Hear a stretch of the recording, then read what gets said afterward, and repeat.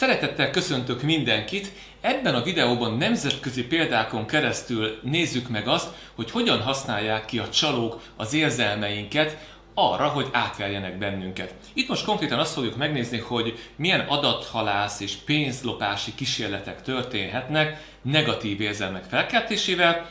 Az egyik ilyen bevett módszer, és az utóbbi időben nagyon elterjedt, nemzetközi szinten is, Magyarországon is, Romániában is, Szlovákiában is, az, hogy meghiúsult csomagkézbesítésről értesítenek bennünket.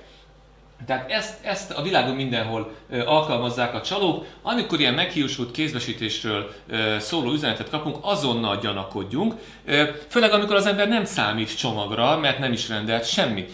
Probléma akkor van, amikor tényleg rendelt valamit, és úgy kapja meg ezt az üzenetet, és megadja az adatait. Magyarországon volt olyan, akitől több százezer forintnyi összeget loptak el a bankkártyájáról azért, mert megadta az üzenetet, mert még tényleg csomagot várt. Tehát nagyon-nagyon óvatosak legyünk. Érjük tetten azt, amikor ránk akarnak ijeszteni, valami negatív érzelmet felkeltenek, mert ha az érzelmeket sikerül felkelteni, akkor onnantól kezdve ők irányítanak. Tehát ezt legyünk nagyon-nagyon észre, ez egy nagyon fontos dolog. Tehát, és az ördög a részletekben rejlik. Tehát itt például a USPS nevében írt e-mail, hogyha megnézzük ki a feladója, itt semmi köze nincsen a USPS-hez. Tehát ezekre mindig nagyon oda kell figyelni, a részletekre mindig nagyon figyelni kell. Amikor sürget, időbeli nyomás van, most kell intézkedni, 24 órán belül kell intézkedni, bármilyen van, akkor szintén gyanakodjunk.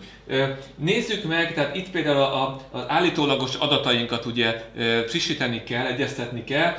Vigyük oda a kurzort, és nézzük meg, hogy mi az a weblap cím, mit hoz ki ilyenkor, mert általában semmi köze nem lesz például ez esetben a USPS-hez, mint ahogy a feladó e-mail címének sem. Tehát ezeket a részleteket figyeljük nagyon, meg vegyük észre azt, hogy ránk próbálnak ijeszteni. Egyébként amatőr design, amatőr szerkesztés is sok esetben jellemző lehet ezekre a csaló üzenetekre. Itt is például az e-mail cím, tehát a feladó e-mail cím már rögtön lebuktatja, hogy semmi köze nincs az amerikai posta hivatalhoz.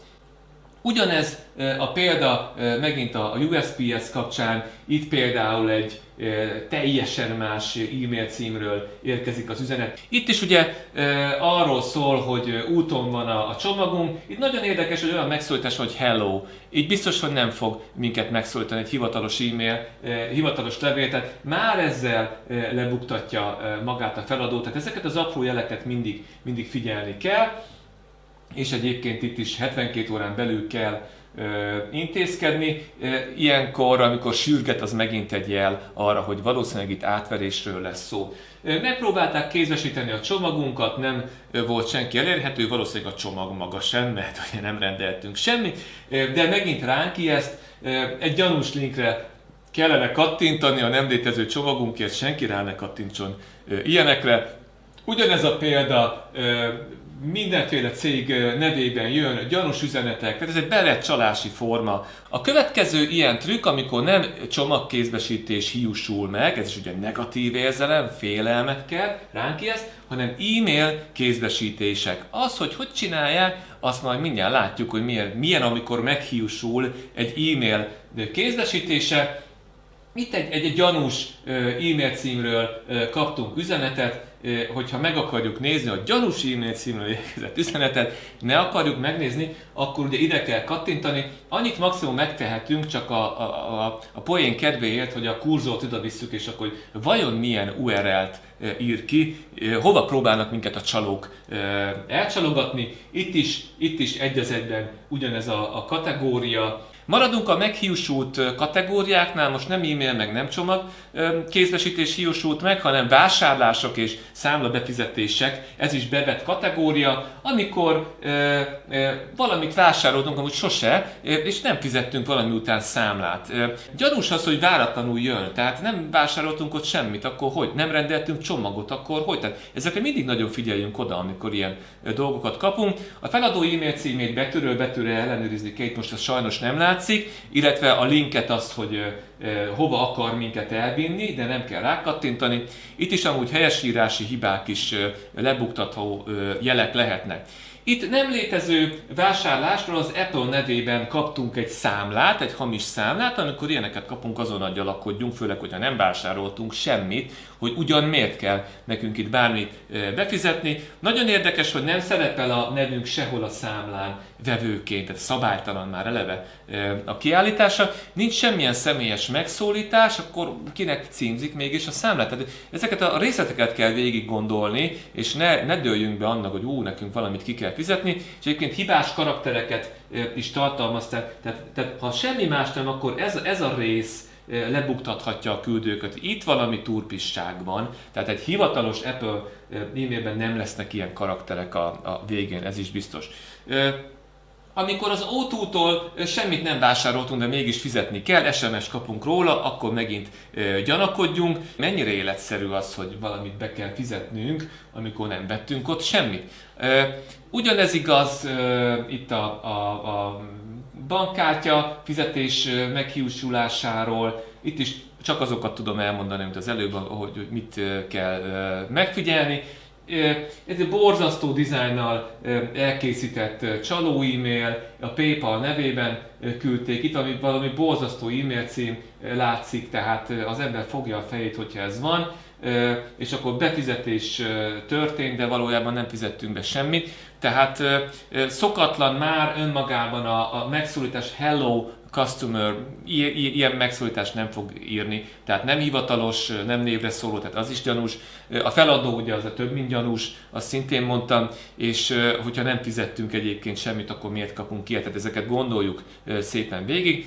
Itt is ugyanez igaz, a Netflix nevében nagyon sokan visszaélnek, ez abszolút bevett csalás mostanában a Netflix nevében üzeneteket küldeni, senki le ne töltsön semmi fájlt, meg ne nyisson ilyeneket, amit látszólag a Netflix nevében kap.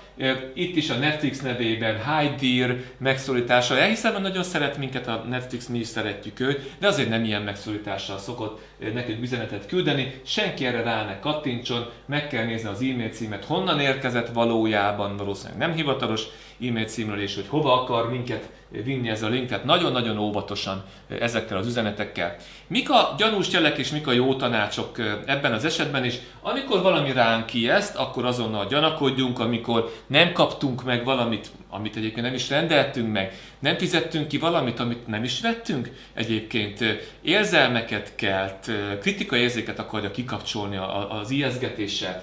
Váratlanul érkezik valami, azonnal gyanakodjunk, semmi előjelen nincs, mert nem végeztünk tranzakciót, nincs előfizetésünk annál a cégnél, nincs is fiókunk annál a cégnél, rögtön gyanakodjunk, hogy itt valami turpisság van. Milyen tanácsokat tudok mondani, amit mindegyiknél el szoktam mondani? Őrizzük meg a nyugalmunkat, gondoljunk abba bele, hogy a csalók módszere az érzelmek felkeltése, tehát hideg fejjel kell gondolkodnunk. Az ördög mindig a részletekben rejlik, tehát amiket mutattam, azokat meg kell mindig nézni, tehát betűről betűre az e-mail cím küldőjét, a linket, ahová vezet minket, és végig gondolni, mennyire életszerű ez az egész, amiről most itt tudósítanak, hogy tényleg ez így történik, hát nem vásároltam semmit. Miért kellene adatokat egyeztetni, számlát befizetni. Semmire nem szabad rákattintani, semmit nem szabad letölteni, elindítani, sehol nem szabad adatokat megadni, pláne nem bankkártya adatokat, pénzt meg nem szabad átutalni. Ha bármiben kételkedünk, mert még minket nem győzött meg az se, hogy sok jelet látunk, akkor a hivatalos elérhetőségén írjunk az adott cégnek, hivatalos e-mail címünkre írjuk, menjünk föl a honlapra, ott jelentkezünk be a fiókunkba, nézzük meg, hogy mi történik ott, és általában amikor kiderül, hogy semmi, hanem ezek csalóüzenetek voltak. Soha ne a kapott linkre kattintsunk, hanem ha valamit csinálunk, hivatalos forrásra menjünk, és semmilyen adatunkat ne adjuk meg. Ezeket a forrásokat használtam föl a képekhez. Nagyon szépen köszönöm a figyelmet, remélem, hogy ezek után mindenki már tudatosan nézi ezeket az e-maileket, és nem ijed meg, hogyha valamivel ráijesztenek.